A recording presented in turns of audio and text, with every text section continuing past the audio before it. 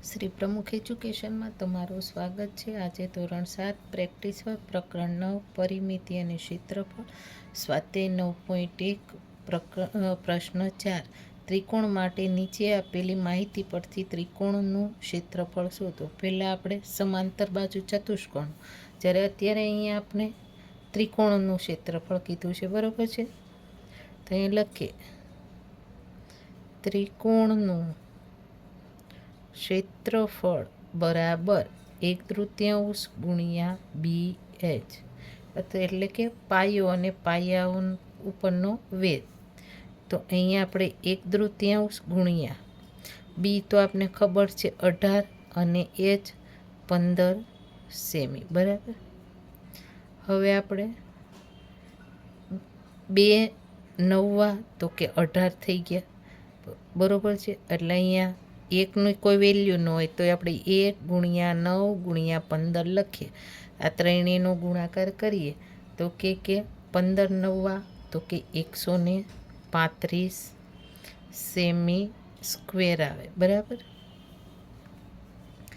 જ્યારે અહીંયા ફરીથી ત્રિકોણનું ક્ષેત્રફળ બરાબર 1/3 ગુણ્યા બી ગુણ્યા ને H, 1/3 બી આપને 16 આપ્યા છે, H 10 આપ્યા છે।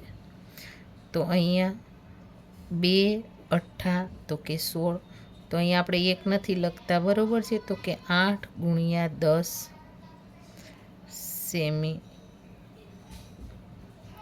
તો 8 અને 10નો ગુણાકાર કરીએ તો કે 80 સેમી સ્ક્વેર, અહીંયા સ્ક્વેર લખને તો પણ ચાલે।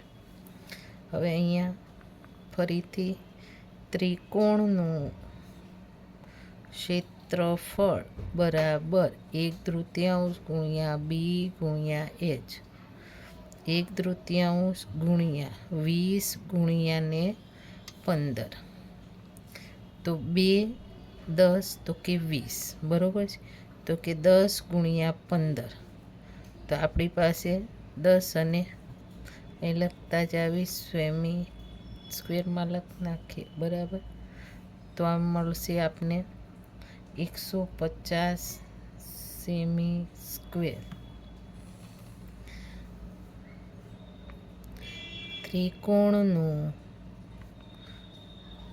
ક્ષેત્રફળ બરાબર 1/3 ગુણ્યા બી ગુણ્યા H, 1/3 ગુણ્યા બી બરાબર 18 ગુણ્યા H બરાબર 12, તો અહીંયા ખબર છે 2 9 18, તો 9 ગુણ્યા ને 12 સેમી સ્ક્વેર, તો અહીંયા 12 9 108 સેમી સ્ક્વેર આપને જવાબ મળે, બરાબર।